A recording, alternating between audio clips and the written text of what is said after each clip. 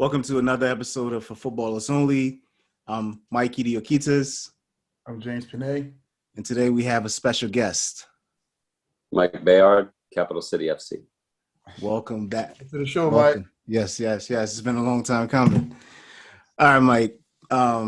It's been a long time coming, but let's just get right into it. Where does your football story begin? Where does it begin? I like to put dates on stuff if I can remember them.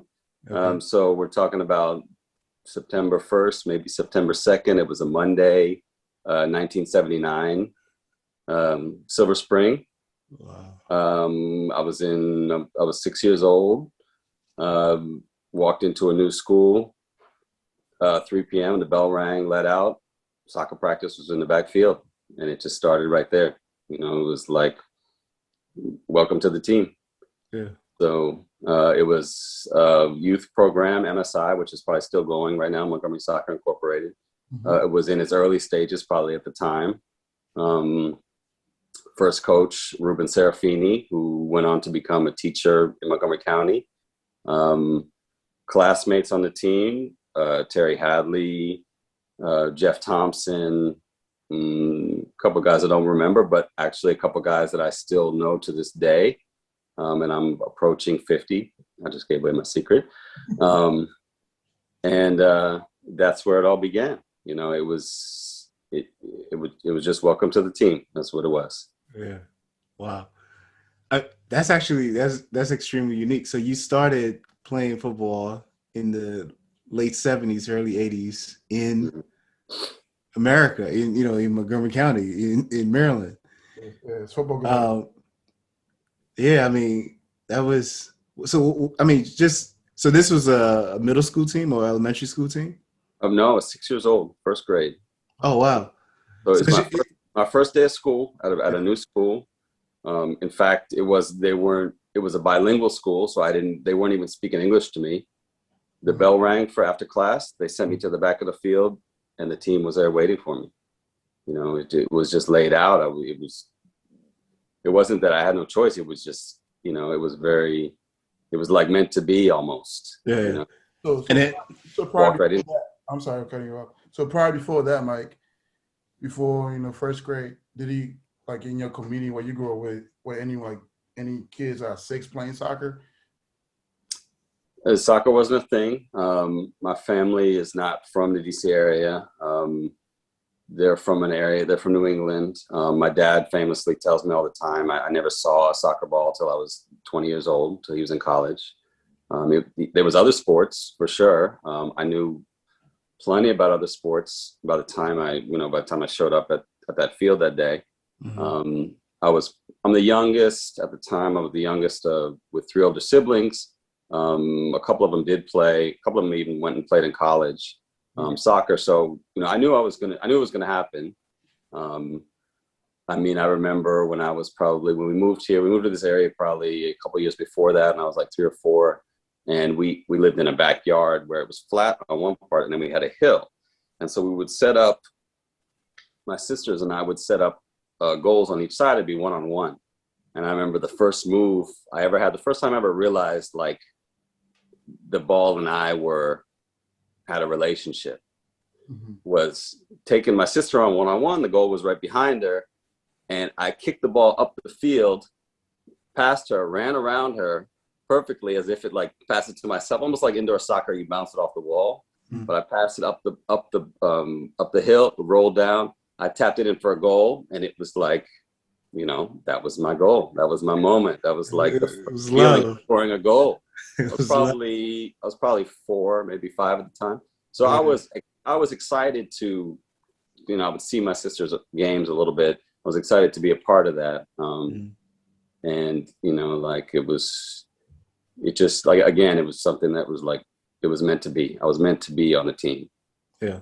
So then, okay. So first grade, you go to school, you see the game, you're on the team, and then you start, is this you guys play during recess every day, or is it like a formal team? It was a formal team. We had a practice, I think, once a week.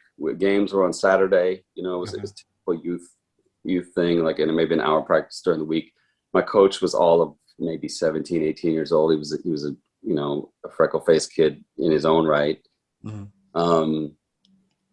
Immediately, I just took a leadership role. Like the very first game, I vividly remember he had it laid out on a clipboard where everybody was. He was trying to instill positioning to children, to 6-year-olds. Mm. And I was the goalie, and I was and to me, I took that as like, I'm the captain. That was the first thing I thought to myself, was like, well, I'm the captain. So I sat back in the goal, and what's the thing we always want the goalie to do, right? Is communicate, because you can see the whole field. So first minute, first game, Saturday afternoon, and I'm telling everybody what to do and where to go. It was just like, I just thought I was the captain. Nobody told me, like maybe they didn't have to, maybe they didn't think I was the captain, but that's just how it was going to be. Yeah. And so you stayed with that team throughout elementary? Yeah, so I stayed with that group of players. We switched coaches a couple times, because it was volunteer stuff. Mm-hmm. I stayed with it through elementary. I stayed with that same organization, MSI, until I was maybe 13. So I played like maybe 7 years in youth there. From there, I went to the high school team, played for the high school team. I moved schools around a couple times. And then my senior year was like going to be my year, because I was like up and coming, and I had switched positions a little bit, but I was a pretty good athlete. And so at least in youth, I was like a striker, like one of the best players in the team, scoring all the goals. When I got into high school, it was a bit of a mix. I ended up being a defender, and really embracing that position. And then got into the day before the summer, we were going to get together for senior year to start back up. The night before, I got into a car accident, and I was in the hospital for like a week, and I had some like concussion issues and stuff like that. And it just never really materialized for me. So I sort of lost, the momentum for soccer. And I had love for a lot of different sports, and I played on different sports teams. So I didn't lose the feeling of, being part of a team, being part of an organized group.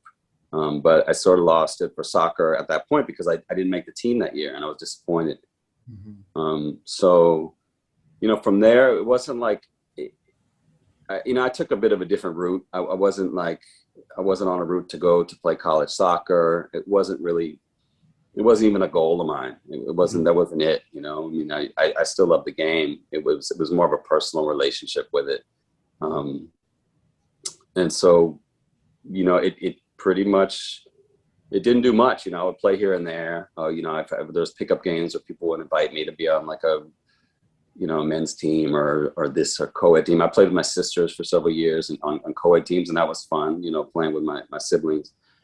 But I really didn't pick it back up in an organized way until I was in my early 20s. So for a good 4 or 5 years, it was kind of like not really part of my life, not like it was later on. Mm-hmm. And it is now still. So then, okay, I want to come back to your early 20s when you picked it up, how you transitioned into that more organized role. But before we get there, while you were in high school, and especially when you were in club, this is the 80s, right? This is the 80s, yeah. So 80, I entered high school in like 87, I think. Okay. So 80s, yeah, let's say 80s, early 90s. Who were your, did you have a football idol during that time? 1979 is when I first started going to the Washington Diplomats, the old NASL at RFK Stadium. Mm-hmm. We went to a lot of games. My dad took me to all sorts of sporting events. He didn't even know about soccer necessarily, but he just, he wanted us to be a part of it. He wanted to be a part of it. I remember they had the soccer bowl at RFK in 1980, which was the championship. That league went defunct in 81, and we just didn't have anything. I mean, there was nothing to see. There was no media coverage. It wasn't about that. I had to really look it out. I mean, before cable TV, which came to Montgomery County in 1984, there was something called Made in Germany. Have you guys ever heard of this? No. So Made in Germany, channel 22 and 26 are the free channels, PBS, right? Sunday mornings, they would show one game per week, and it was a German Bundesliga game, right? And so at that time, Hamburg was a great team. Cologne was a great team. Bayern Munich wasn't the name. Mönchengladbach for sure was a team back then. But again, it's like I'm seeing one game a week. The commentators were in English, you know, so I could figure out kind of what was going on outside of that one game. But you know, Harold Tony Schumacher was like unbelievable to me. He's a goalie for Cologne. Karl-Heinz Rummenigge, you know, these are like guys that really are, you know, in the German passive. Nobody even talks about much anymore. Lothar Matthäus was very young at the time, but he was playing, so that might have been a name that you guys would ring a bell. Beckenbauer was in there, and that was it. You know, I knew who Pele was. For the NASL, you know, Giorgio Canale. For the Cosmos, Roberto Cabañas. Ricky Davis was a young American player that had a kind of a flashy name. The Dips, my team, you know, we had Cruyff. That's what I was gonna say. We had Cruyff, but we only had him. It was really just that 1 year that I saw him. Yeah. And then he left to go to the Aztecs. He went to LA Aztecs. And I was like, screw that guy. You know, because you can't mess with my home team, right?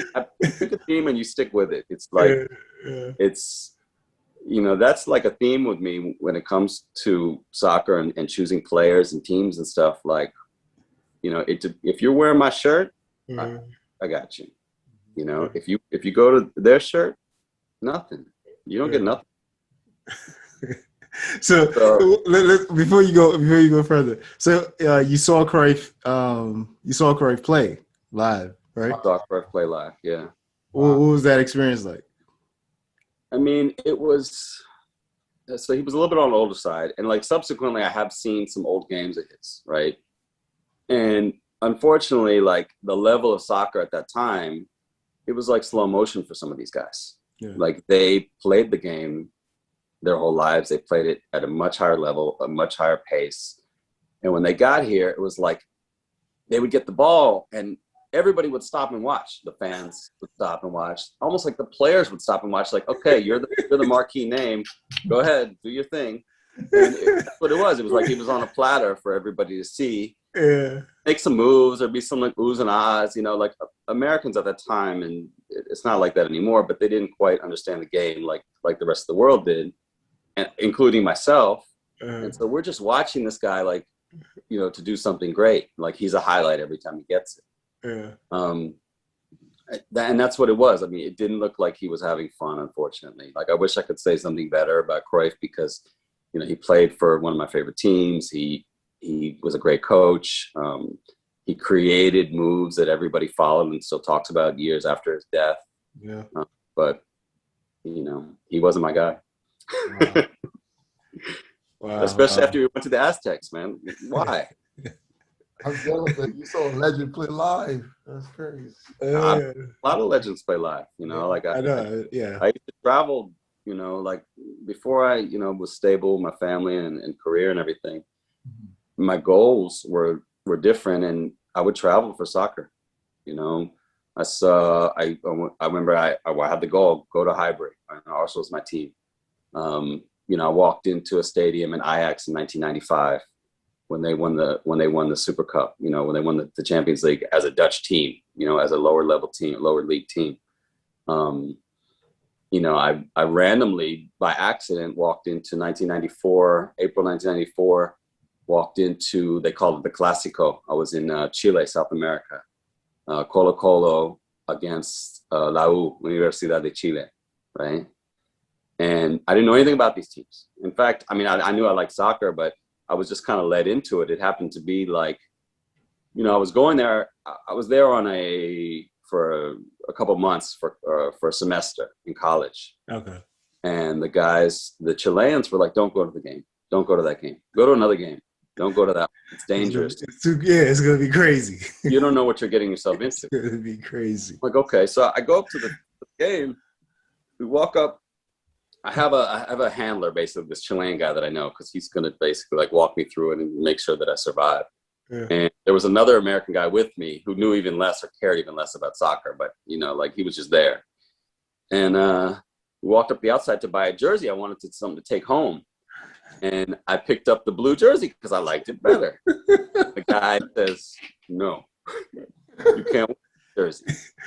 Our tickets are on the Colo-Colo side. Like you have even less of a chance of survival now." Yeah. So there was lessons, and I picked up these lessons early. We go into the game. Colo-Colo starts tanking. It's like 3-0 at halftime. It's a rivalry game. Both games are from Santiago.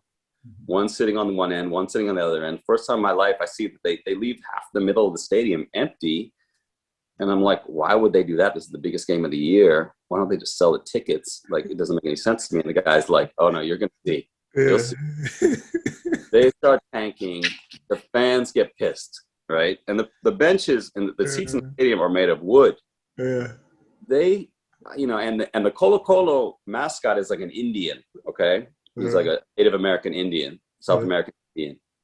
It was like they were making teepees all over the stadium. They ripped the seats out, made these like triangle things like this, lit them on fire. There was, I don't know, at least 5 fires in the stadium going at one time. Yeah. And the game didn't stop. They didn't even stop the game. It was just like, what's going on? The riot police came out. I remember seeing a guy jump up on these big tall fences, which is also a new thing to me, because they keep everybody away from the guy jumps and goes all the way to the top of this fence. It's got to be like a 20-foot tall fence, and he's holding the top of the fence, and they're just spraying him with a fire hose, and he's just like shaking this, and the crowds go wild to see that too. They're not watching the game. The team is killed. Yeah. And it was just a wild experience. So then they picked up, somehow they had all this concrete and they were throwing it on the guys as they came up, the riot police and the firemen. So the riot police were trying to protect the firemen. The firemen were trying to put out the fire so the stadium wouldn't burn down. Yeah. And I'm sitting high enough up, I'm close, but the guy, my handler's like, we got to go a little higher. Let's get a little bit farther away from this. And I'm just like, I'm kind of excited because I'm like, this is something I've never seen before. And like, what a great experience. I've never even been out of the country at that point. I think it was my first time out leaving the United States. And so the police came up and they charged for like the third time, because the first 2 times they got hit with rocks. So they came up like halfway. All the people ran down towards the front, started throwing the rocks at them. But they were faking because they were smarter than that. And then they started coming out the little portal holes, and then it was chaos. And then it was just like, we kind of had to run for our safety for sure. It got dangerous at that point. And all in all, they might have stopped the game for 5 minutes, 10 minutes. All this crazy stuff was happening. And it was just like, it didn't turn me away from the game.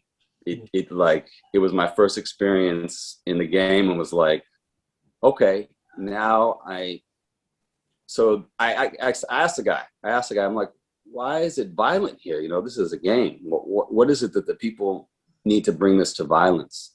And I remember he said it, his English wasn't great. And he said, look, what you call violence, we call passion. And so that resonated with me. Like, okay, like this is something that you guys feel so strongly about. Like, it brings you to somebody that you're not, maybe, or something inside of you that needs to come out. And so like, that was, coming from like my football experience, that was my first international football experience of understanding how the world can view the game and view the game as life. You hear it all the time, soccer as life. Yeah. And that was real life. Yeah. No, as you're saying that, I'm wondering, since you brought this up, because I'm kind of like doing research about this and asking folks, what do you think? So this, what you just described, is something that's clearly missing from American football. American soccer, right? And where do you see the culture of American soccer in 10, 15 years? I mean, unfortunately, it's tied to media. I mean, there's definitely a lot of factors involved. As we know, media, generally puts in the most amount of money. Advertising and media puts in the most amount of money into the game, and that creates, the economics of the game. You take a sport like professional football, where it's wild. It's brutal. It is what it is. It's part, Americans are super into it, especially around here. People are super into the Washington team. Mm-hmm. And it's really the engine for it is the media. So, I mean, part of it relies on the future of the game, relies on the media. Is it going to still be backing it? Is it going to still be putting it to the forefront? It's progressing in that way. So, is it going to generate more quality in this country, which, is pretty much lacking when you compare it to other countries in the world, like as far as this sport goes. I think that's a big factor in it. Like if media is going to still support the game, then there's chances to improve, and there's definitely room for improvement. So, MLS is what, 25 years on now, something like that. Mm-hmm. It's come a ways, but it's still, at best, it's a feeder league, mm-hmm. Or a retirement farm for some of these older guys that want to, live in New York or LA and maybe get paid a little bit and still be the man on their team because they don't have to play at the level they needed to be at. It's a tough question. I mean, I don't at the highest level, I don't see that it's going to compete with the top 4 leagues in the world in 15 years. That may be cynical, but I just don't see it. To add on that, right? Because you said the media do play a big role in the development of anything. Like, so what about when you was growing up? I'm just talking about the player performance, right? And to now, how's the talent level for you, in your opinion? Say that last part again. Oh, the talent level. The talent level. Yeah. I mean, the game has sped up, so even if you watch like old videos and games from Europe from the 60s or 70s, it can't be that the video is just grainy and that the game is slower. I think the athletes have gotten bigger, stronger. Mm-hmm. The game has progressed, and it's just made for speed at this point. The best leagues in the world are the fastest leagues in the world. Mm-hmm. So talent level wise, like, I just think the game has gotten faster. Even at our level now in amateur ball, mm-hmm. We're just still preaching, play fast, play technical, and play fast as you can without making a mess of it all. Mm-hmm. So that's where I see it. And just like what I was talking about Cruyff, how the game slowed down for him and everybody was just watching him. Mm-hmm. It has gotten faster for sure at every level that I've seen in person or on TV in this country. Yeah. So, I mean, I think that's a natural progression in that can almost be applied to every sport. Mm-hmm. I think this is what James was getting into though, but given when you started playing, especially in the Maryland area in the 80s and, now, have you noticed any progress from a technical standpoint? Yeah, easily. Yeah. I mean, so when I started there, I don't think there was travel. When I was about 8, I think Bethesda had its first team locally, first travel team. Mm-hmm. And it was literally like the first 11 kids that they could find at our age group. So it wasn't like now where they have A, B, and C and, multiple teams at multiple age groups. Mm-hmm. The pool, the player pool is much deeper, because of the way we can all communicate now too. There's influences from all over the world. So style is not the same. Mm-hmm. style is borrowed, just like our language and our country, of immigrants. It's a borrowed thing. So the game has evolved as the world's game evolved, and as to me, as telecommunications has evolved. And so when we can see it, we can copy it. And, even video games, even the FIFA video game that's been around forever, and everybody has their own moves and their own style. They can take that out onto the field too. Yeah. So I think that with all the influences that we have now,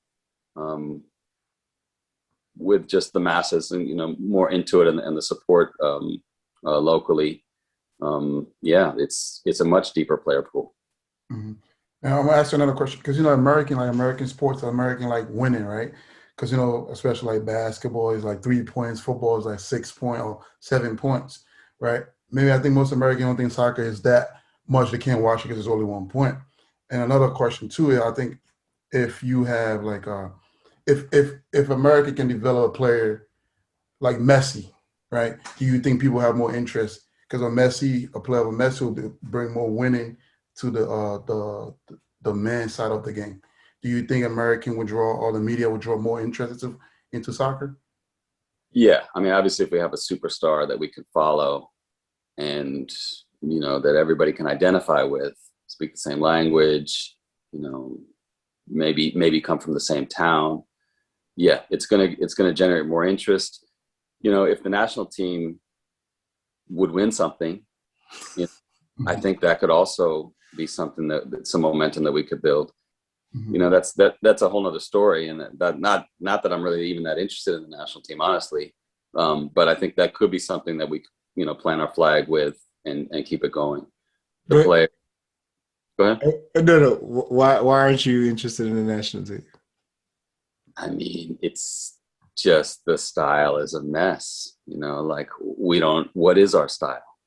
And I understand it changes with coaches, but we again, like we never had somebody. We didn't have a star. Even some of the smaller countries has, Liberia was going to play how George Weah wanted them to play, and the country wanted them to play like George Weah, right? Yeah. And had somebody to follow.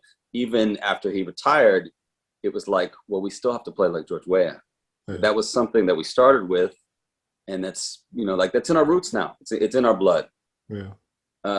Has the U.S. had that guy, was Landon Donovan, somebody that we were going to, carry forward even after his retirement?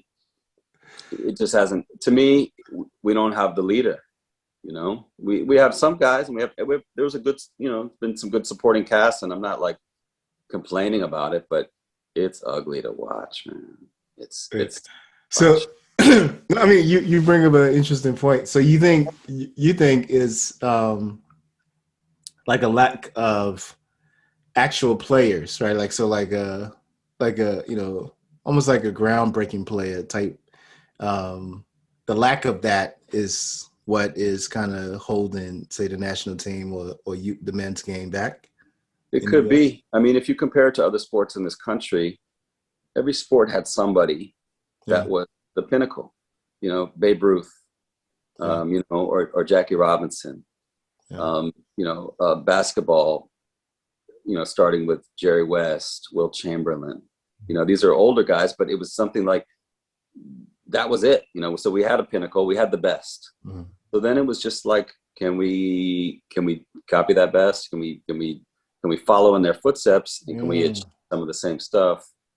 I mean, you can go through every sport and name like your top 5. Can you name the top 5 U.S. players? Well, since you brought that up, that's a good question. Since you brought that up, all right, we're going to do a couple of things. What is first? I want to know your top 11 footballers of all time. But then after you do that, we'll see. Let's try this out. This is the top. After you do that, we may try the top 5 Americans of all time. But so who are your top 11 footballers of all time? All right. So as you guys may or may not know, I've seen a couple podcasts.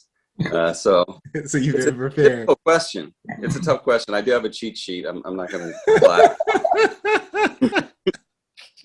But it's such a hard question that even my cheat sheet It doesn't have 11 guys on it. Are you kidding me? Really, it's a difficult thing, you know, like, you know, how do you do it? Do you just go 11 off, you know, the most highlight guys, or do you want to build a team? So, I mean, I will, as a coach, as I am now, I'm going to build a team. Okay. You know? And I'm not gonna, and I got guys that are teammates.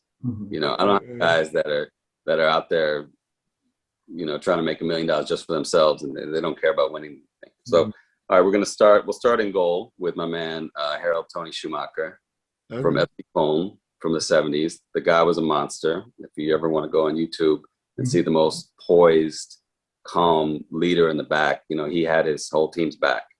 Yep. There you go. Defenders are tough, but my man Puyol from Barcelona with his floppy hair gave it all out every game.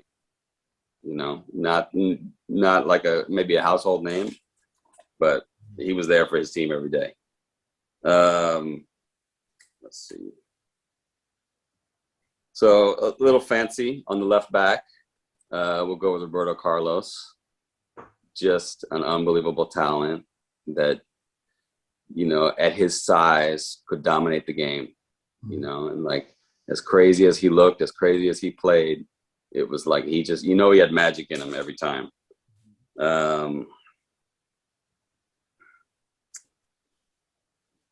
So I don't have any more defenders. yeah, just Puyo. I mean, that's a good Puyo and Roberto Carlos together. It would be. I mean, Cafu had a chance. I'm sorry, I do have one more defender, Denny Alves on my right back. So I'm going to go 3 in the back. Okay, so that's 4. Denny Alves in the right back. Also another Brazilian, kind of in the same mold as Roberto Carlos. I bet he modeled his game in some way after that guy. Yeah. But also another guy who just had the magic in him and it was just like beautiful to watch, but also an incredible teammate. Let's go to defensive midfield, which is a really hard one. I mean, Edgar Davids was my guy. You know, I don't know if you remember my old dog, but his name was Edgar Davids. My dog, on his certificate and everything. He was a pit bull, and like it was just, you couldn't get by this guy. Not a great goal scorer, maybe not the most technical best player, but you know, he was smart. Good, you know, like the thing is like a guy gets by you in midfield, you know, the ball gets by you, but the guy doesn't. Yeah. You know, you stop the game right there, and that's what's good for the team. Yeah. So next to him, I got kind of a bunch of midfielders here. Zidane, I got to throw in there because he was just pure class, and his touches were just, you know, it was like. You know, I was saying about Cruyff, how the game slowed down for him. Yeah. So here's Zidane at the highest level, the fastest game, and the game slowed down around him. Yeah. At whatever pace he wanted the game to be, he would dictate it. Yep. If he wanted to go fast, Duke could go fast. Yeah. If he wanted to slow down and hold the ball so nobody could take it from him, he would just do that. Yeah, I've argued that was his real gift. His real gift was changing the pace of the game at whatever, you know, whenever he felt like it. Yeah, no, it's really amazing. Let's see. Next to him, you know, another guy who wore his heart on his sleeve. Actually, this guy's a striker. Let's go back to the midfield. I have more than 11. So Samuel Eto'o was just the guy that could play in any system. Yeah. He would do it again. Like all these guys would do whatever they could for the team. If he was I remember watching him for Barcelona, and they made him run all around like crazy because he was the only striker. They played one striker. It wasn't really the best thing for him, but he did it, and he did it with success. He could play with 2 strikers. He could play a little bit in the number 10 if he needed to. He could go on the wing. Whatever the team needed, he was just money, you know. And everybody likes to score. And he's also, that guy was a really good human being too. I'm sure he's still alive, but he is a good human being. Dennis Bergkamp, another player that is just in the Zidane-esque type of thing. You watch him because everything he did was, you know, was ready to be on a highlight film, this guy. Yeah. He also played for my team, Ajax and Arsenal, so that was kind of a personal favorite of mine. But, you know, Sports. And he has one of the greatest goals of all time. So, He does. He has a couple of them, really. Gianfranco Zola, old Chelsea player. Yeah. The guy might have been 5'4", and his like, quarters of his body. But he was strong and wide, though. So he was like a little, like some kind of a rat or something. And the guy would just also get the job done. Another guy, kind of like Diego Maradona, a little short lefty, that you wouldn't expect of his stature to become the player that he did. Also a pretty decent coach later on. Amazing to watch, that guy. Just the underdog story is it. How many we got so far? 9. You got 2 more.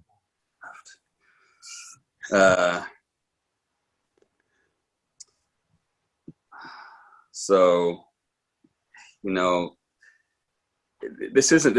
I can't put them on.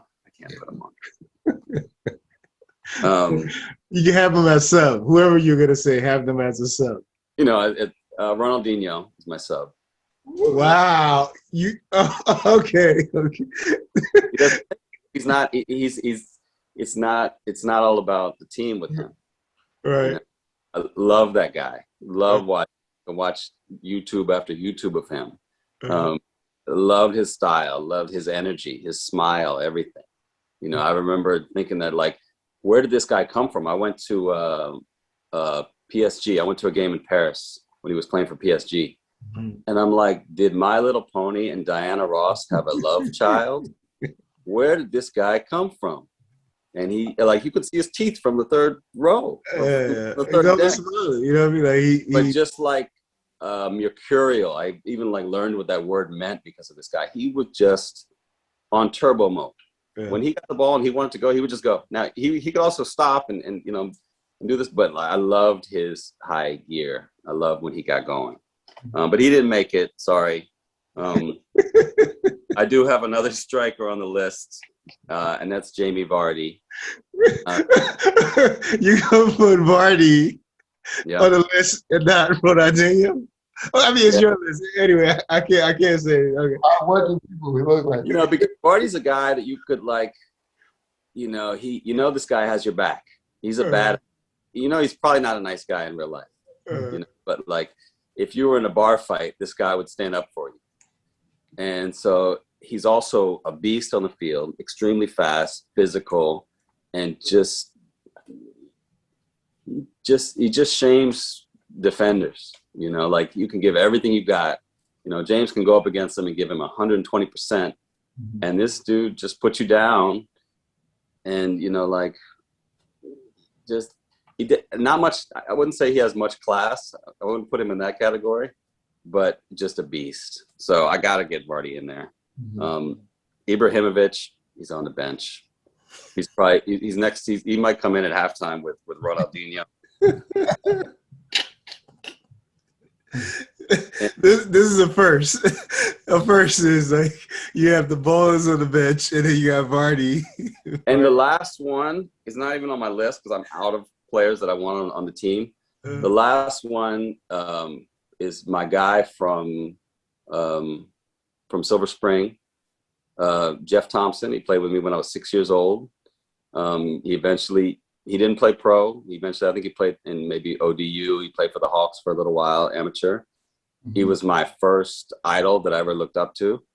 I wore his number. In fact, my whole soccer playing career, that he wore as a 6-year-old. Maybe 5'5", maybe 5'4", built like a rock. Couldn't take the ball off of him. Fast when he wanted to be, slick.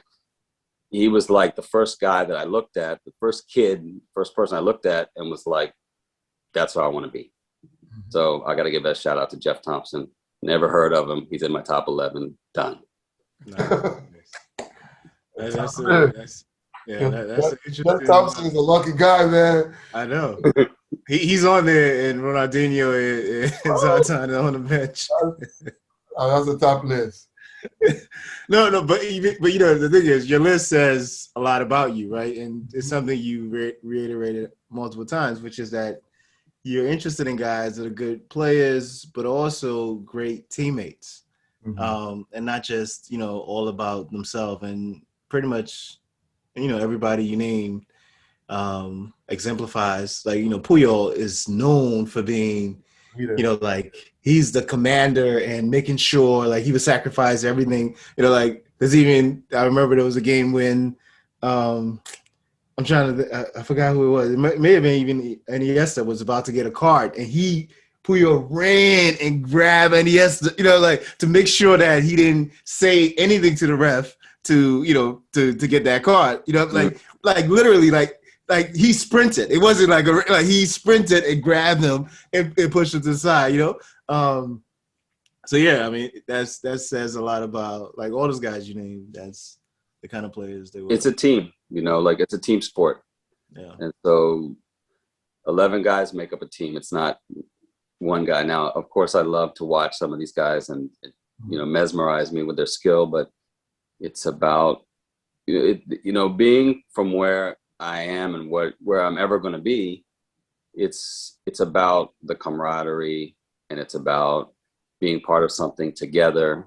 It's about bringing people together from different cultures into one goal, for 90 minutes. Yeah. It's amazing. Yeah. So let's go back to when, you kind of got out of the game, out of playing, like, your last year in high school, and then you really didn't play for a while until your early 20s when you got into more organized ball. So, walk us through that transition, how you got into organized ball, and then, bring us to now. How I got into organized ball was, I was in college at one point. I took some time off, and I was living out west for a little while and doing a few other things.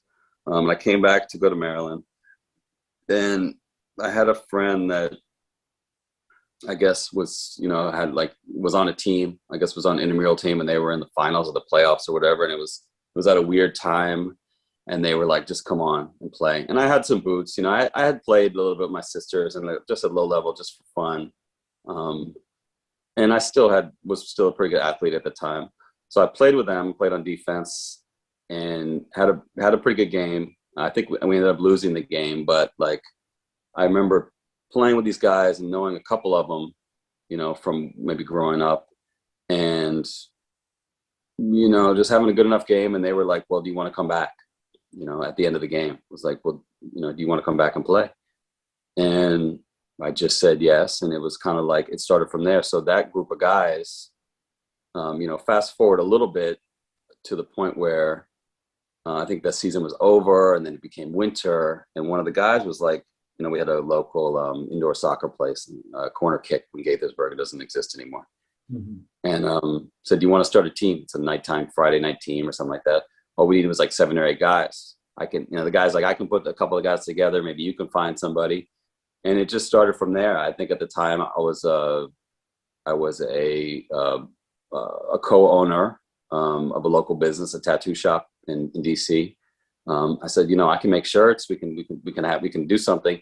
And it was more like, it was a little bit of marketing on my part. Put some t-shirts together, and then the Friday night team became Fatties. I didn't know how we were going to do. We started winning games, and it just kind of like grew from there. The season was over. Outdoor season was going to start, and I looked at the guy next to me who was running with me, and said, "Can we get a few more guys? Can we make some calls and figure this out?" Put together a team in like a local rec league at the lowest level. I had a friend from Maryland, this Algerian guy. He hooked me up with a Tunisian guy and a Palestinian guy and a Ghanaian guy. And it was like, he mixed it in with some of the guys from the local guys from our team. So by that time we were out of college. It was probably like 97, 90, 98, I think. A couple of the guys on the indoor team and on the original team had played D1. Some of them, a lot of them, we had all played in high school level. But some of them had gone on to college, some D2. We had a guy that played ACC. So we had a couple of guys that were, had some skill. And so we knew we could have had something. And, we put together the outdoor team, and, Fatties started fall of 1999. It morphed into eventually Cap City. We're now 21, 22 years into it. And, the story started there. Yeah. Wow. So you, with Cap City or Fatties transitioning to Cap City, you started as a player, play, and then you hit the point where you couldn't play anymore. So then you transition to coaching, management. What have you found to be the most challenging aspect of that transition for going from, the same team playing and then now coaching, managing? Well, the transition was difficult, first of all. I mean, so the first few years I was player coaching, player managing. And again, starting from like when I was 6, when I was the goalie and yet telling everybody what to do, I just walked on the field thinking I was the captain. I probably was, I don't know, the 8th best player on the team, but it didn't matter. I was gonna, and I didn't really know anything about managing either, or much about strategy. I knew my position, but I didn't know anything about coaching. But it was just in my personality to like figure it out. Mm-hmm. That was the fun for it. It was to figure it out. I hurt my knee at some point in my 2nd or 3rd year for Fatties. I tried to come back and play because we didn't have enough players. We had a couple games where we didn't have enough players, and my mentality was like, well, I got to do this for the team. I came back before I was ready, hurt my knee 2 more times, and that was just it. I was just never the same player after that. Lost a step, and the transition. To get back to your question, the transition was the hardest. The giving up, like what the player that I could be to the coach that I can be. I embraced it eventually. And, like time like kind of tells you the story, of your body.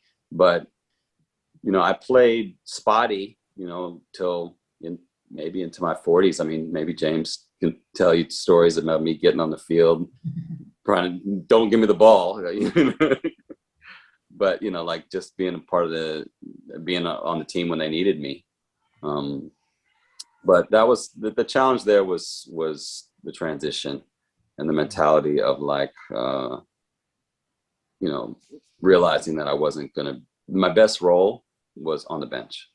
Yeah. What would you say as a player, Fatties, Cap City, what was your most memorable moment as a player?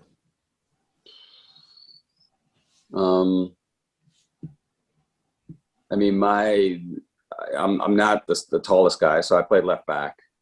And going against like some of the bigger players, those were the challenges for me. So I wanted to be a left back because to me, their fastest, best player was going to be on the right wing.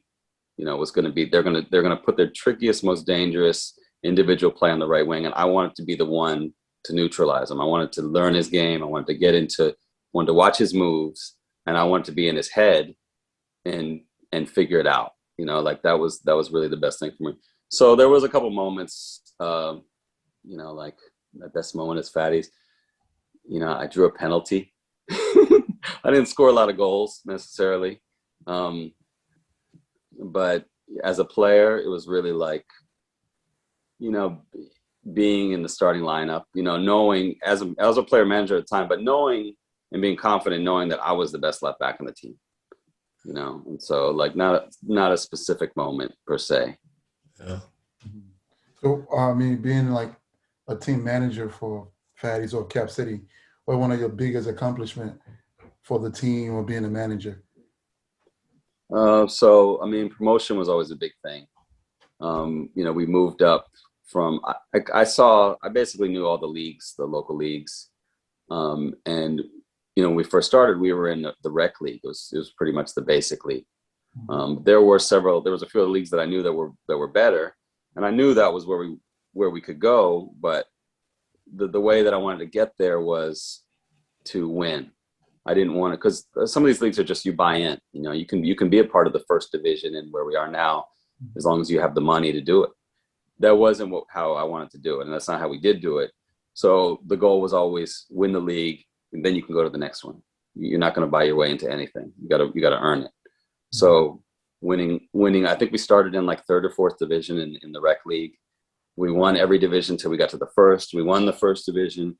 We moved into the Whistle, the Washington International League. Same thing. We were in the lower divisions. We moved up, won the first division. And then we moved into WPL, which is, to me, you know, in the Washington area is, you know, the highest for amateur level.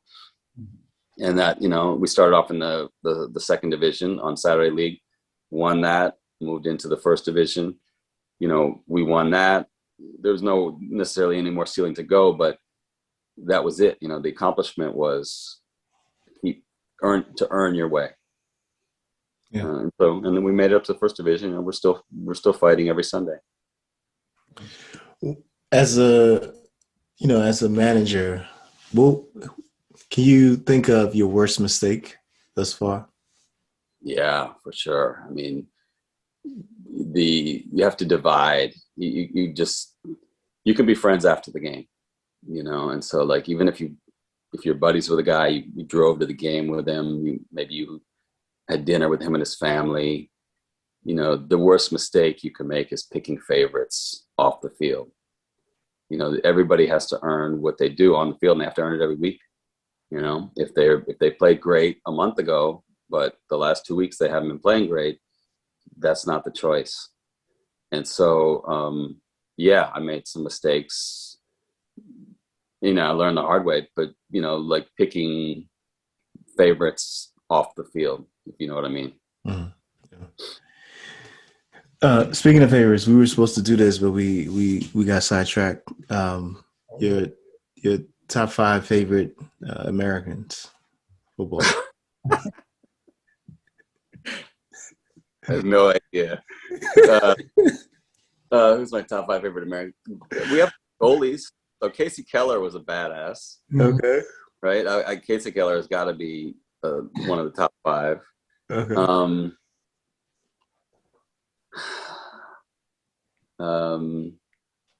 You know,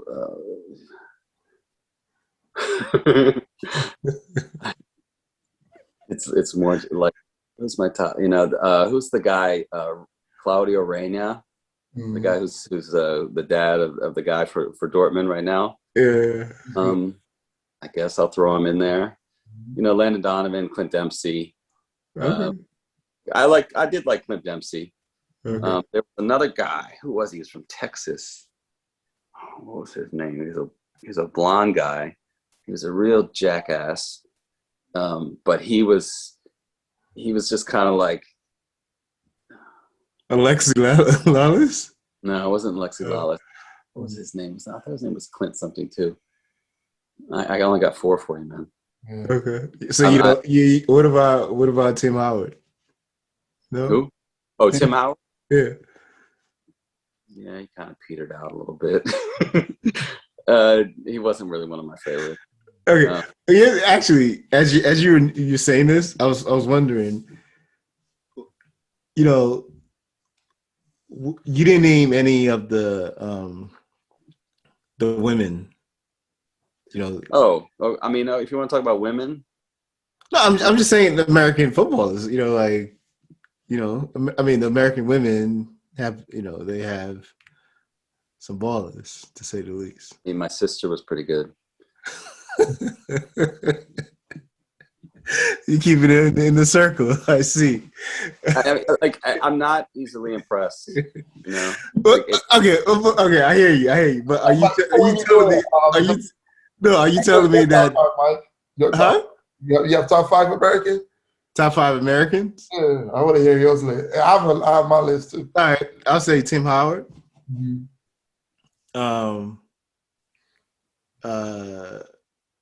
I'll say Clint Dempsey. Mm-hmm. Kobe Jones, because he wore, you know, he had my number. Mm-hmm.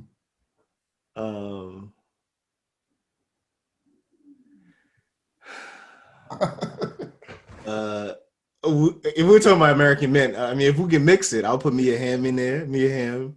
Yeah. 4? Huh? Was that 4? Yeah, that's 4 with me and him, and then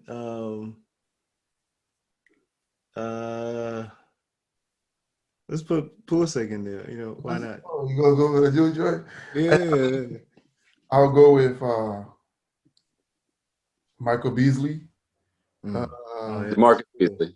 DeMichael Beasley. I'm sorry, DeMarcus. DeMarcus Beasley. Oh, I forgot. I'll add another for my list. Eddie Pope. I'll put Eddie Pope as another. I could have put Eddie Pope, and I liked him a lot. He was a Yeah, decent guy. local guy Eddie Pope.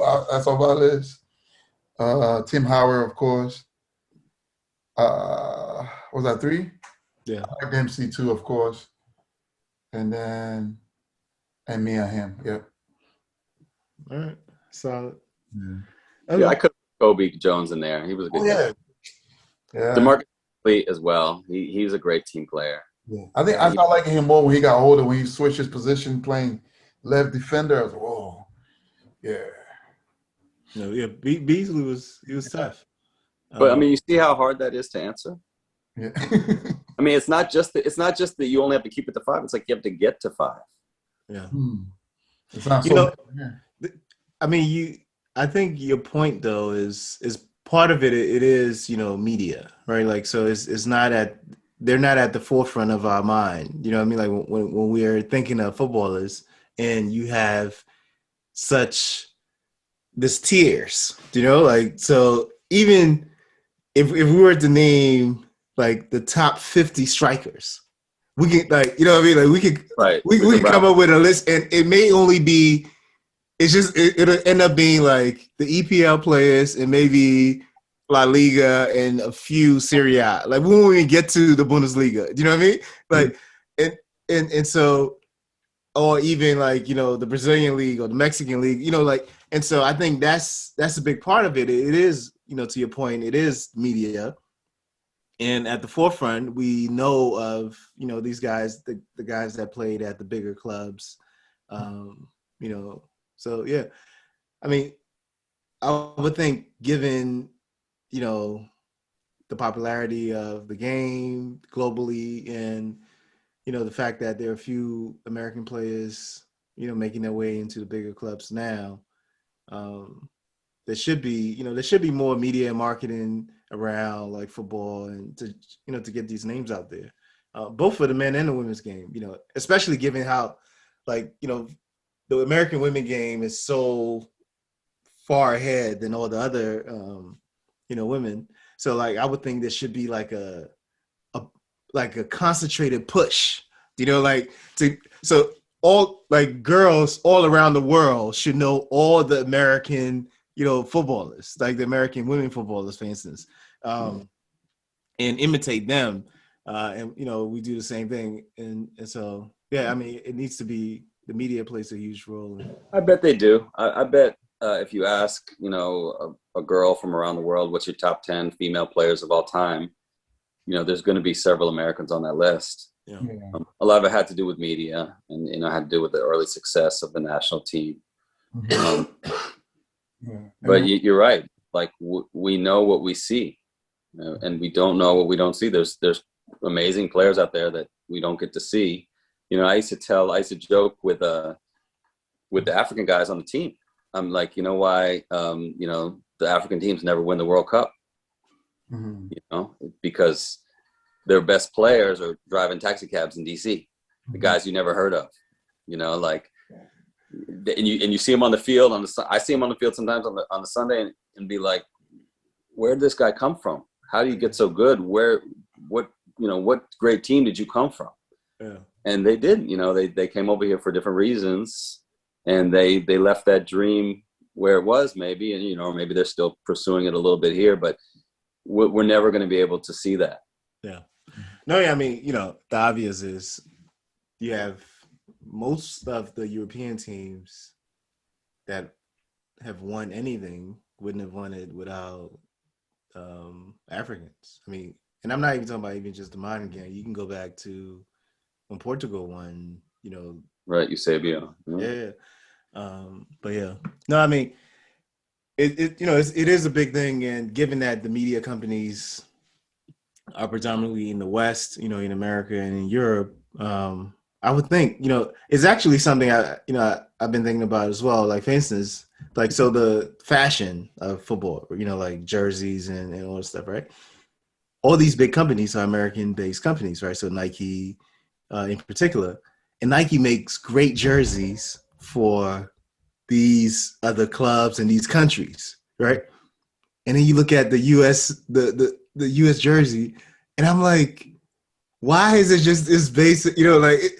Like for some reason, I can never. I'll put it out there publicly for Nike and the U.S. national team. If you're trying to design a jersey, contact me. I'll make that jersey a lot Oh, really? because I don't understand. Like, there's so much inspiration that can be like the U.S. jerseys should be collector's items every time they drop. Every single time they drop, like people should be rushing to get them. They're as boring as the team itself. They are. Right, but it should be. I know, that's what I'm saying. Like it makes no sense to me. But anyway, USA, FA, contact me for yeah, I'll make that jersey hot. All right. The Euro. Who's your team? Who you got winning? Oh, the Euro? Yeah. It sure looks like Belgium is the team to beat. They just are a class above the rest. I've always rooted for Netherlands. I've always liked their style from when I first went over there in '95 and watched Ajax and started watching them in '98. And, a lot of my favorite players were on that team. And how they just attack together, defend together, mainly attack. So they're just not a boring team. They never can be. It's just not in their blood. I think they have a chance. You have who's your underdog? Who do you think could sneak through? I would have picked the Dutch as the underdog. I don't see. I mean, you have the French with yeah, they're loaded. Loaded is an understatement. Like, they have, it's ridiculous. Mm-hmm. Of course, Italy is playing some of their best game right now. But I don't think once they meet like the French or even the English, things could get tricky for them. I think the underdog for me would be Denmark or Sweden. Watch out for those guys. That's what I think. Sweden? Yeah, Sweden. So for you have the Dutch winning as well? Me? Yeah. You know that it's either the Dutch and it's between France and England for me, but Dutch is my pick. I'm going to wear my jersey for now. Okay. So you and I got the Dutch. I mean, of course, I love that.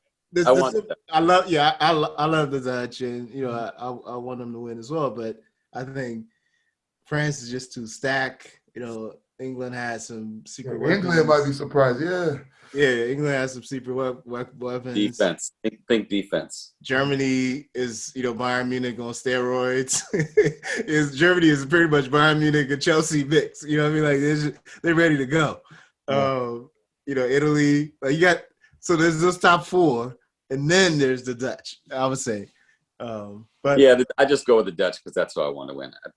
I should have led with Italy because they have the best defense in the tournament. They love winning 1-0 games. Yeah. And that's when you get into these later in the tournament, that's a lot of times what you see. I mean, if they match up in the final, I believe it's going to be Belgium against Italy, and the best offense against the best defense. And then it's going to be a bit of a toss-up. We'll see. Okay, so let's go South America, where it's really that's where it's really getting busy. So who? I mean, I just go to say it. For me, it's Brazil. Like, they're just running through everybody. That it's not even a game. So who do you have? Their style. I mean, in general, the South American style is a little bit more reckless. They attack a lot, and so the teams that can't attack have no chance. Brazil, Argentina, Uruguay still has a couple of weapons that they might be able to go through. But to me, that game is not about defense. As more like the Italians can get through winning 1-0. You got to be able to score 2-3 goals in South America to. So you're right. Brazil's got the most potent attack. They're all over the field. Argentina, could be a wild card. I mean, have you seen some of the games? Yeah, I watched some of the games. Yeah. So the thing, I mean, if Argentina goes far, I would be surprised. I'm not sure. They never win anything. They don't. Yeah, I'm not even sure what's going on. Like so many, like they have a bunch of these older guys playing. Like I'm trying to figure out, like, is this something I'm missing or like what's going on? And then you got ballers on the bench. Yeah. Dybala hasn't even, like, I don't even know if he's injured or he just refused to play. Like he hasn't even stepped on the field yet. Like it's like you have Dybala and you haven't played this guy. Yeah. And then you're playing Aguero. Yeah, now he shouldn't be a game like that. He should like, come up. Yeah, like it's so. Yeah. I mean, before Argentina, I would pick Colombia. Even Chile. I mean, yeah, Chile, Uruguay. I mean, there's a few, Peru. But anyway, yeah. I mean, I think everyone's can agree that Brazil's to lose. Yeah, they're on their home fields. They're on their home turf too, so that makes a little bit of a difference, even though there's no fans in the seats right now. Yeah, and they really seem hungry, and it's like everything's clicking for everybody. Like trying to prove something.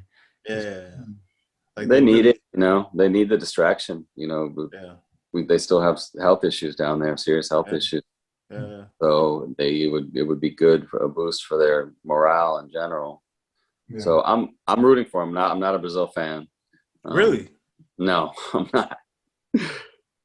Brazilians earlier. I always go for the underdog. So who's the underdog? I would go. I want Uruguay or Paraguay. I think Uruguay is. They have some names that I recognize and that I can back up. So I hope that they can do it. But I won't cheer. I'm not going to really go for Brazil. Wow. Unless when they play Germany, I would go for Brazil against Germany. Oh, so in the World Cup, that's where you go for Brazil. I mean, Brazil is the team. That's the team. Like it's the default team. Everybody. That's interesting, actually. All right.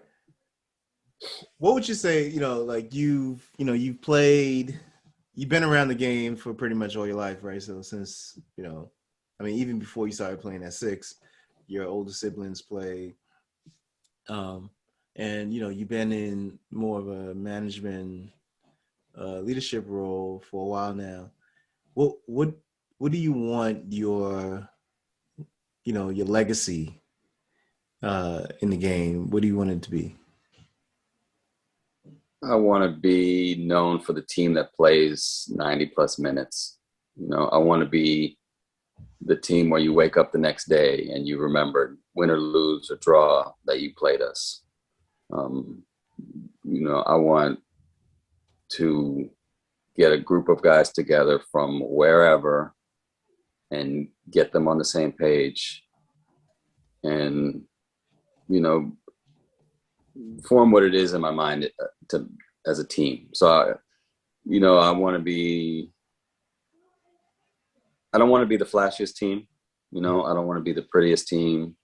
The most this, the most that. I just want it to be known as like, how do I put it exactly? I want to have loyalty. I want my club to be loyal to the club. And I want, when you put on the jersey, to have pride and feel like, you have a brother and the next guy with the same jersey. And I still go for that. It still pushes me. This is like, it's like a drug. I'm not somebody that, like, drugs and alcohol are in my, in my past, really, in my long past. the drug for me now is to get on, to be on the pitch and be a part of the game. You know, it creates, you know, a level in my brain that just keeps me going. And so, like, you know, it's a high. It's a real high. Yeah. And so, and I want everybody around that to feel that.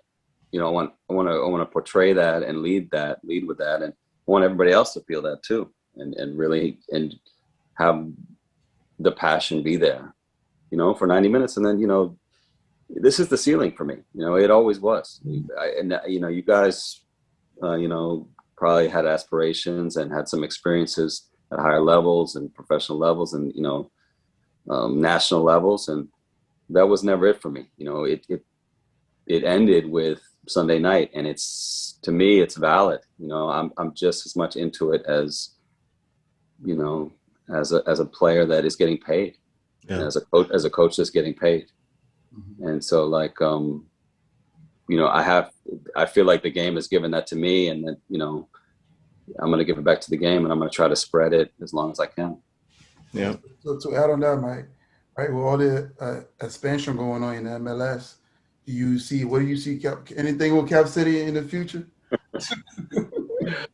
Well, I mean, what the direction is now, you know, like, I don't know, maybe the listeners are not going to know or maybe care about this either, but, you know, as Pierre's taken over the head coaching, and it's, you know, we're in a transition. So he's a developmental coach.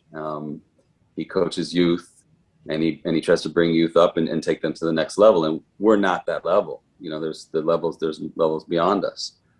So, you know, we're a bit of a transition right now. We have our core players, and, you know, some of them are older, but some of them are here to stay. You know, they're Cap City. They're not going to go anywhere.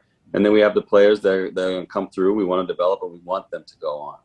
You know, and you guys have interviewed a few of them on this program. So Cap City is going to stay where it's at. You know, the players hopefully will take what they learn from Cap City, what they take from Cap City, to the next level and achieve whatever they can do. Nice. All right. Before we start recording, I think you said, why do we, it's something to the effect of why do we do this, right? Like, what are we getting out of, you know, for footballers only, and why do we do it? Correct? Yeah. So, I mean, it's what I just went through, and when I explained, like, what motivates me and what gets me out there to do all the things I do for my club. There's a reason for it, you know, and I know what it is inside of me, and, you know, maybe I figured it out. You know, I didn't know it all right away, but the picture eventually started to get painted. You know, and I know you guys from outside of this, and I know you from the fields, and I know you from coaching at this point in youth.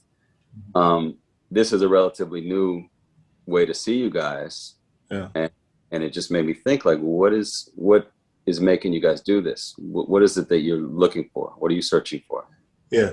So, I mean, there's so much to it on a basic level, right? The basic level of this is that people who really love the game, like, you know, we joke about this all the time, like, practice will end or a session, even a training session, will end at 7 or 5.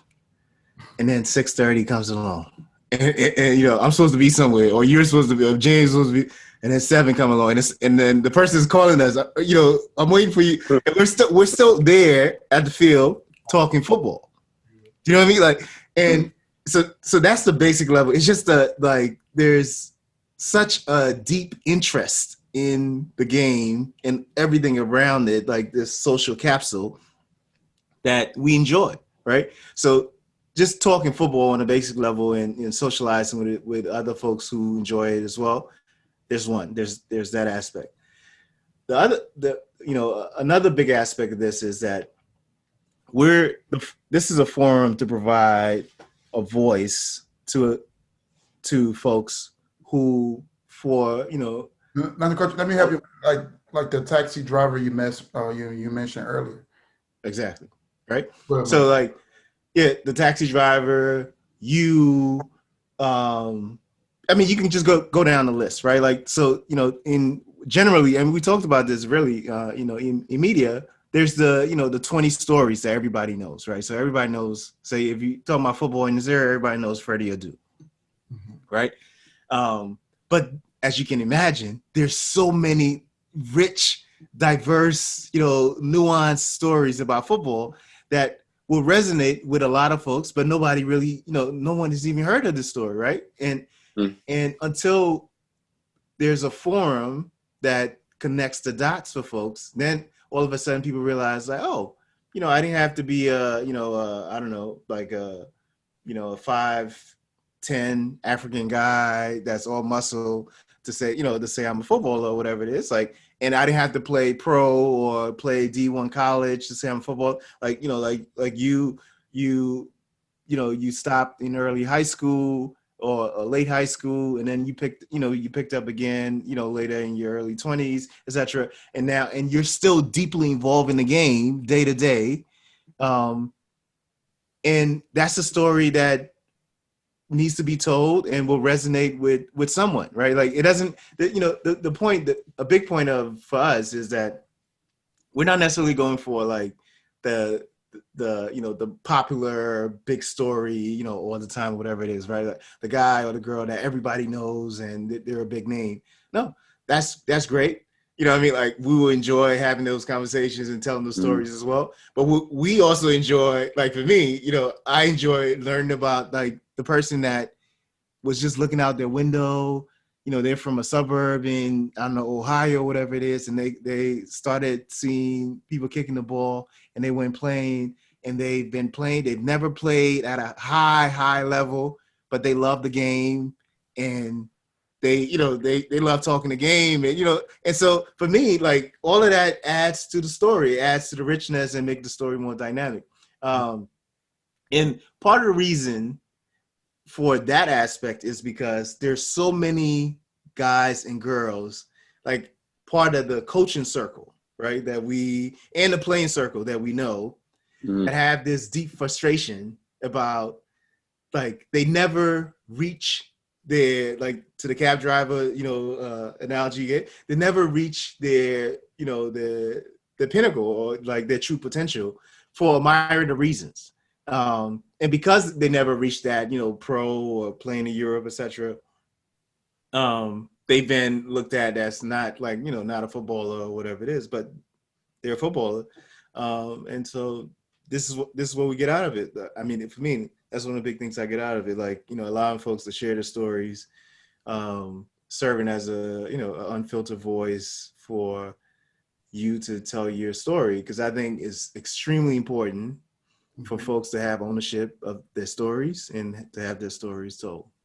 Yeah, like you were saying earlier too, this platform is just here with the media, technically, right? When no one focus on soccer in this area. Most, like Mike said, everyone know about Freddie Adu, but it's even bigger player that no one ever mentioned, right? So I think this platform is just here to be that voice for those people. And also you, Mike, like, if we have never interviewed people and we know about Cap City, because I play with Cap City, so many guys I ran through Cap City, like someone like Jeremy, someone like Masai, were giving those kids opportunity to be able to play, and even the older guys to mentor them.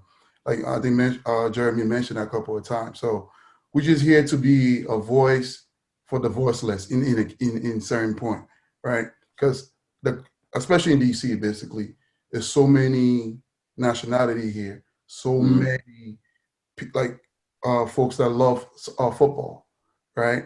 And like Mike said, so many frustration. Some like a lot of people that wanted to go on a high level never make it coaches. We just wanted to tell their story, basically. Yeah. I mean, I appreciate the opportunity to tell my story. Like I didn't quite know what to expect. I didn't know what questions you're going to ask me necessarily. But I guess, what it brought out of me was pure, where it came from, what it means to me, and, what I can do for it, what it gives to me and what I can give right back. Yes. It's a dance. You're dancing with the beautiful game. It's been a pleasure. Like I said, we joke about it, but like actually the other day, a couple of days ago, we were on this call, a bunch of coaches, DC-11 coaches, and the call was supposed to be an hour long. And we're at like the 2.5 hour mark. And everybody, the thing is, everybody complained about it, right? But everybody's contributed to the fact that the conversation is going on.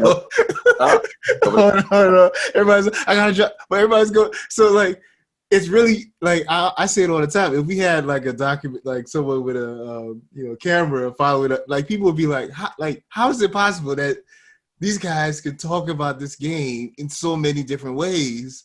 Almost like nonstop, you know what I mean? Like, well, it's pure, so like it always can bring you back to a moment. There's moments that if you can remember them and can pull from them, it's like they mean a lot, So, I mean, did you guys have that moment in regards to the game where it just took over you and you knew that this was something that you were going to be around? Yeah. You guys have a defining moment?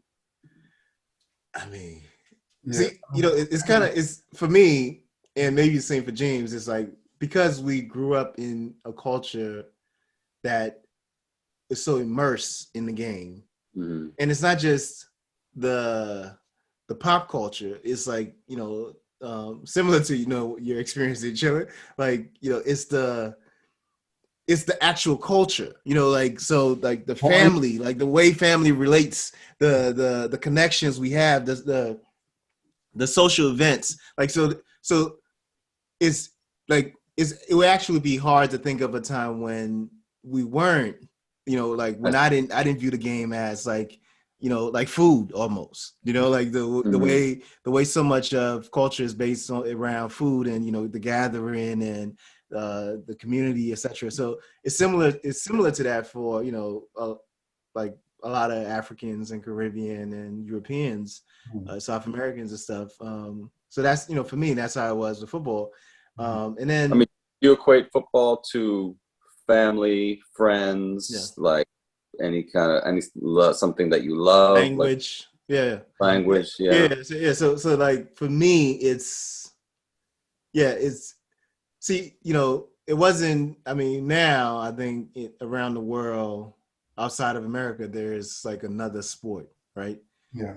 So you have basketball, or in certain places there would be something else. Like now, there's even people doing, watching F1 racing, etc. But before, it was it. That was it. Like it was literally like the way I'm talking about. There's food is part of the the culture. Yeah, there was football. You know what I mean? Like, and it was like, I mean, it was so like. Here's a like, how I mean, I'll just tell you, like, so in like, so in Liberia or any West Africa or African country really, on Sundays, for instance, everyone goes to church in the morning, and then you come home from church, you may have lunch, like, and it's like the family or whatever it is. But then in the evening, there's like everyone goes to the field to watch, if you're not a player, or play the game. And this is a thing, and like everybody. So like, how here, like the business people go to the golf, like go golfing, and so there it's like it's the same thing. It's like at the fields, you have like the big shots. They will all be on one side, like, and people will be running, drinking beer. The security guards are right there, or the drivers are like literally this is how it is. Like, and everybody's there, like the entire, and everything is based on communities. So like if you're in a well-to-do community, is where all the big shots are, right? But there's a field there, so everybody's gonna go there. If you're like like everything is just based in community, so you just go along the line. But football is something that everyone is involved with in some kind of way. Just how everyone eats, everyone drinks water. Like that's how it is, like. So yeah, I mean, for me, like since birth, I mean, since I can remember, the game was a core part of who I was and who I am. Yeah. So I never occurred to me that it wasn't a part of me. It wasn't like that for me. You know, I had to discover it Yeah. and figure out what it could do for me. Yeah. You know, I mean, I think, you know, I had my youth game, and then I had a loss, and I remember it was the '94 World Cup. It was in the U.S. I think it was like group stage, maybe the last game of group stage. Zola was one of my top 11. It was Italy against Nigeria, Foxborough, Massachusetts. Yekini George I think had scored maybe. Nigeria was about to advance. It might have been a knockout game. I don't know. Whatever it was the 88th minute. Roberto Baggio, who was the best player in the world at the time, best striker in the world, came in. You know, like I think Zola had gotten a red card even. Zola had got a red card. He sat on the side like a child with his arms like this, his big old head. Roberto Baggio. It was Roberto Baggio. And so like I had a little bit of affinity for Italy because part of my family, like my natural grandmother was Italian. She would speak to me in Italian when I was a kid. So I was like, okay. And she's from that area. She's from the Northeast too. Yeah. And he curls in a ball from outside the 18. The goalie couldn't touch it. It goes in. It was like basically their last chance because they were down to 10 men. They weren't going to win. Nigeria was going to advance for the first time, and there was the Super Eagles. You know, everybody was pumping them up. Italy had the best team, one of the best teams. I think they'd come from 1990, but they were favored. Yeah. They scored. You know, unfortunately for Nigeria, knocked them out. But when the ball went in the net, I got this electric feeling in the back of my neck, and it went down my spine. And it physically like stood me up. Yeah. And it was just like, I realized that I got it from the game. Like it shocked me. Physically, it shocked me. Yeah. And you know, that was a moment for me that like I can describe right now like it was 5 minutes ago. Yeah. No, I remember that game too. See, this is the thing. Like, you know, as you're talking, I'm remembering like Baggio has the. You know, the little rat tail.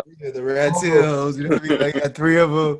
And what is it? Batisuta was like he was on the far right. You know, so this is the other part of what I was good, like to your point though. So we're like we grow up with it in our blood, right? And then it's almost it could be like almost like a competition in a way. Right, to see who is more into it. You know what I mean? Like, because everybody likes food or everybody can cook. You know, but who gets to get to the next exactly right? So like people like me, I took on that thing where I was like, I mean, just like fully involved. Like when I say like watching every game, every magazine, whatever it is. You know, if I see you know, whatever. If I see upon George Weah, but if I see him, you know, do something in a game or in practice, because you know, I used to go to some of his practices. If I see that, I'm gonna go and practice that, right? So I can do that, and then you know, I become like, and you know, what I was saying it as well as like, you know, in the '80s, in the '90s, the early '90s, like the icons like Maradona, Weah. Baggio, etc. There was this thing. I don't know if it's I don't see it as much now amongst young kids, but the whole idea was that like, and it's part of the reason why I asked that question about like who are your idols, right? Because for me, you know, being like the idol, like Maradona, for instance, was my first football idol, but it wasn't just me. It was literally every single kid in the neighborhood thought they were Maradona. Do you know what I mean? To the point where, like, we would mimic the exact, you know, like the, what is it, the '86 that run, like literally, that's right. Everything, you know what I mean? Like every single thing, like we would mimic all the cut, like the paint, you know, all of that, you know. And so for me, like what I that's the thing when it comes to like football. So like, you know, there really wasn't a time, but it's always a time. You know what I mean? Like every time, like when I'm watching the games, when I'm reading up or watching highlights, or even when I'm playing or coaching or whatever it is, this is like every one of these moments adds, you know, extra layers of richness to my footballing experience. So yeah, I mean that's what it really is. Like, so yeah. Yeah. How about you, James? You have a moment I mean, like that most of what might say, I mean, I was born to like my dad played, my brother played, but some of the memory what I really fall in love is usually during the World Cup, right? The whole community will come together, like literally everyone come together, and then the team, whatever team you watch, if the team score, like say I was in Ghana, if Ghana score, or so whatever, one of the African teams score in the World Cup, the whole community will erupt, just yelling. Like I'm telling you, like, and running. Like you just right. So I mean, that's how I was like, oh, this is crazy. It's so funny. Yeah. When we moved into the States, when was the World 2002, something like that, right? And then the team was playing in an apartment, and I think Senegal scored against France, right? Yeah. I yelling, hey, my mama said, stop it. These American people might beat you guys. African, I said, what you do? So everyone just yell, oh. When I started yelling, my mom was like, yeah, don't do that. But just that passion, you know? Yeah, no, it's different. Like, you know, like I have to catch myself a lot, like, you know, especially when I'm coaching younger kids. But here's the thing though, like, it's kind of part of the reason why I enjoy coaching like the young kids. Like young kids have that passion. You know what I mean? Like it's there. What I think happens is like, you know, like the example James gave, right? Like we all as human beings, I think we have these things, but it gets ignited in certain moments. And especially when you see like people you look up to doing it. Like, all right, like, you know, expressing joy and like in ways that you never even, you're like, oh my God, like, you know, this is my mom or this is my uncle or whatever. Yeah. And they're like super elated. You know, like actually, if you watch any of the like Pele documentaries, for instance, like Pele, you know, the reason he even got really into it was because of his like the World Cup that Brazil lost, and his dad was like, like his dad was almost like a family member died. Do you know what I mean? That's how much. And Pele promised him. He's like, and Pele wasn't even playing that, right? Like this is how young he was. He's like, Daddy, you know, don't worry. I'll win. You know, I'll win a World Cup for Brazil. You know what I mean? Like that. But it's so. I'm saying that to say like when I'm working with young kids, I always feel like it's not my intention to like, just be like, like just over passionate when they do a move or they score and I'm jumping on and giving the high fives, but I end up doing it. And then they end up like their parents will come to me later or like, even later in the season and tell me like how like, this guy's doing this in the bathroom or in the basement or whatever it is. And like, and I'm like, oh, well, I didn't mean to do it, but I think he's feeding off. Yeah. I think part of it is like the the folks who are introducing the game to young people in the U.S. need to add that passion piece, because that's something that's the entire, if you're learning football in Brazil, like, I mean, like James is saying, like every game, like people are like watching the TV, the TV's in the barbershop, in the grocery store, whatever it is. And people, like, if they score, everybody's going crazy. So even as a kid, you develop that passion. But here it's more constrained. And so, that's something I try to share with young kids. I get excited when a 4-year-old scores a goal. Like, I'm running on the side. Like, I mean, I watch my son's game. If one of the opponents scores and he makes a great play, I'm going nuts on the bench. Like, that's the other team. Yeah, exactly. Like for me, it's just joy. Here to see that play. Yeah. Whoever, I'm the number one fan. Exactly. But yeah, man, it's been a pleasure, Mike. Thank you, Mike. How can folks get in touch with you? Any social media handles? You know, I'm not a self promoter. You know, if you show up to the game, you're going to see me on the bench and see what I'm about. If you support my team, you know, like, then I was successful. You're gonna, the way you see me is to see the guys that we can produce. You know, so if you guys got more guys on your show for my team, more guys that we can that put forward to the next level, that's how you're gonna see me. Yeah. Thank you, Mike. Well said. Well said. Well, thanks, man. It's been a pleasure. Right. And we will. Good luck to you guys. You know, like I think that you're onto something special, and you know, like I really appreciate the story that you told and why you're doing this. You know, so I'm gonna keep watching. Thanks. Thanks. Thank you. All right. Have a good one. All right. All right. Bye.